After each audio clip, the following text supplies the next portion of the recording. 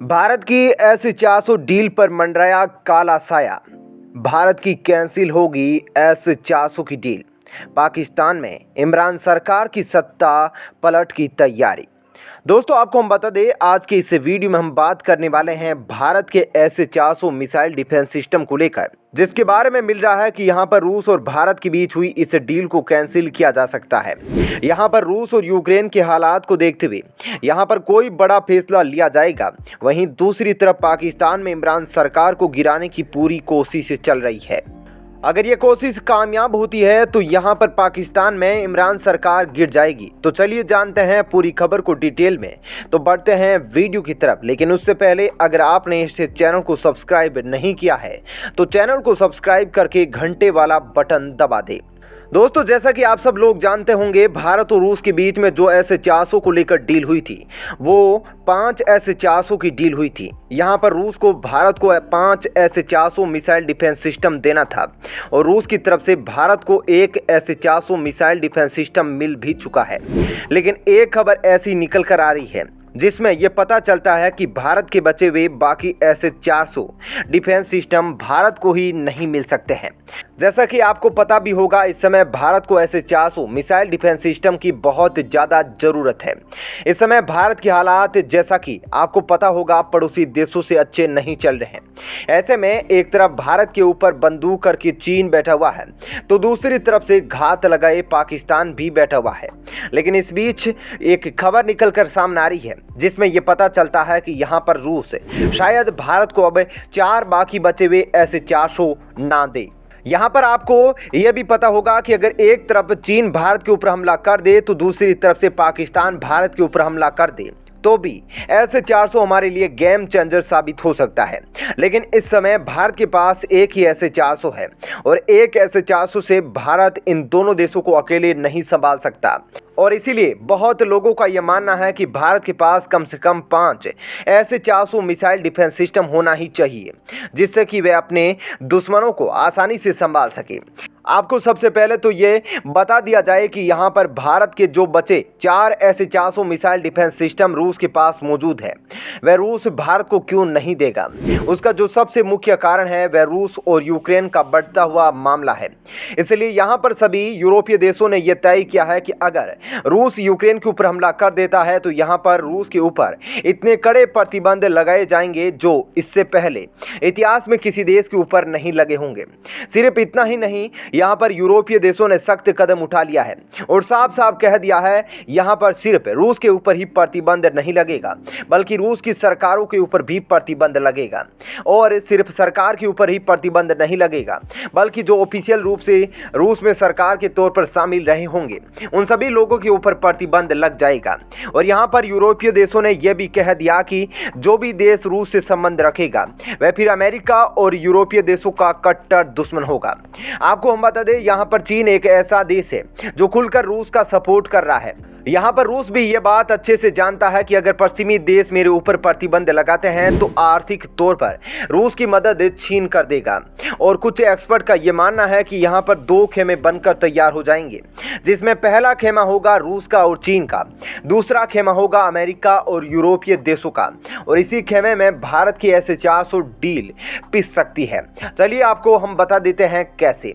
मान लीजिए कल को अगर रूस ने यूक्रेन पर हमला कर दिया, उसके बाद तो रूस के ऊपर जब प्रतिबंध लग जाएंगे और उस प्रतिबंध होने के बावजूद भारत अगर रूस से S-400 की डिलीवरी लेता है तो ऐसे में भारत सीधे अमेरिका और यूरोपीय देशों को अपना दुश्मन बना बैठेगा। आपको हम बता दें, यहाँ पर रूस अपना जो भी सामान एक्सपोर्ट करता है उसका सबसे बड़ा खरीदार चीन है। ऐसे में चीन और रूस की काफ़ी अच्छी दोस्ती बन चुकी है। यहाँ पर अगर भारत S-400 नहीं लेता है तो भी ऐसे में रूस को कोई दिक्कत नहीं होगी और चीन की वजह से ही रूस की अर्थव्यवस्था चलती है। जब कठोर तरीके से प्रतिबंध लग जाएंगे तब तो सारी अर्थव्यवस्था चीन से ही रूस की चलेगी। और अगर भारत रूस के यूक्रेन पर हमला करने के बावजूद रूस से S-400 की डिलीवरी लेता है तो यहाँ पर भारत सीधा अमेरिका और नाटो देशों का दुश्मन बन जाएगा। ऐसे में अगर जब हमला होगा तो रूस भारत का भी दोस्त नहीं रहेगा, क्योंकि ऐसे में चीन के ऊपर रूस पूरी तरीके से निर्भर हो जाएगा। यहाँ पर जब कड़े प्रतिबंध रूस के ऊपर लगा दिए जाएंगे तो वह बचने के लिए चीन के पास जाएगा, क्योंकि चीन फुल सपोर्ट कर रहा है रूस का। और एक बार चीन के ऊपर रूस निर्भर हो जाएगा तो यहाँ पर चीन के कहने पर रूस को चलना पड़ेगा, क्योंकि पूरी अर्थव्यवस्था चीन के हाथों में ही होगी रूस की, इसीलिए चीन को रूस का कहना मानना ही पड़ेगा। आपको हम बता दें, अगर ऐसा होगा तो भारत बीच में ही फंस कर रह जाएगा, क्योंकि इसके बाद भारत को रूस S-400 की डिलीवरी नहीं दे पाएगा, क्योंकि उसे चीन से दोस्ती बनाकर चलना पड़ेगा। और ये बात आप लोग अच्छे से जानते होंगे, चीन कभी भी रूस से ये नहीं कहेगा कि वह अपना S-400 भारत को दे। और इससे बचने का सिर्फ और सिर्फ एक रास्ता है, और वह एक रास्ता है रूस यूक्रेन के ऊपर हमला ना करे, नहीं तो यहाँ पर सबका नुकसान होगा। यह हमला नहीं होगा तो यहाँ पर भारत की दोस्ती अमेरिका और यूरोप के साथ भी अच्छी रहेगी और रूस के साथ भी अच्छी रहेगी। वहीं दूसरी खबर पाकिस्तान की तरफ से निकल कर आ रही है। यहाँ पर यह पता चल रहा है कि पाकिस्तान एक बड़ी मुश्किल में फिर से फंसता हुआ जा रहा है। पाकिस्तान में जल्द ही सत्ता परिवर्तन हो सकता है। इमरान खान की प्रधानमंत्री पद से हटाने की तैयारी हो रही है। सबसे बड़े विपक्षी मोर्चे पाकिस्तान डेमोक्रेटिक मूवमेंट PDM में शामिल नवाज शरीफ की पार्टी पाकिस्तान मुस्लिम लीग PMLN ने सरकार को घेरने के लिए अविश्वास प्रस्ताव की तैयारियां तेज कर दी है। MLN के अध्यक्ष और नवाज शरीफ के भाई शहबाज शरीफ ने पार्टी से अलग हुए धड़े PMLQ के अध्यक्ष चौधरी शुजात से मुलाकात की। पाकिस्तान के सियासी गलियारों में इसे मिलाप कहा जा रहा है। दोनों पार्टियों के नेताओं के बीच 16 साल बाद मुलाकात हुई है। पूर्व प्रधानमंत्री बेनजीर भुट्टो की पाकिस्तान पीपुल पार्टी PPP ने भी इमरान सरकार के खिलाफ विरोध प्रदर्शन तेज कर दिया है। जुलूस निकाले जा रहे हैं। पता चला है कि PPP के अध्यक्ष आसिफ अली जरदारी ने भी PMLQ के अध्यक्ष चौधरी शुजात के साथ मुलाकात कर उन्हें विपक्ष के साथ आने का न्योता दिया है। फिलहाल शुजात ने इसे कबूल नहीं किया, लेकिन इससे सियासी पारा गर्मा गया है। इस बीच सोमवार को इमरान खान ने दावा किया कि PMLQ सरकार के साथ बनी रहेगी। PQMP और PMLQ के पास सत्ता की चाबी पाकिस्तान के प्रमुख राजनीतिक विशेषज्ञ उस्मान खान ने दैनिक भास्कर से बातचीत में कहा कि सरकार में शामिल MQMP और PMLQ के पास सत्ता की चाबी है। दोनों पार्टियां इस समय इमरान सरकार को समर्थन दे रही है। MQMP के पास नेशनल असेंबली में 7 सीटें और PMLQ के पास 5 सीटें हैं। यदि ये दोनों पार्टियां विपक्ष के साथ हाथ मिला लेती है तो इमरान सरकार का गिरना तय है।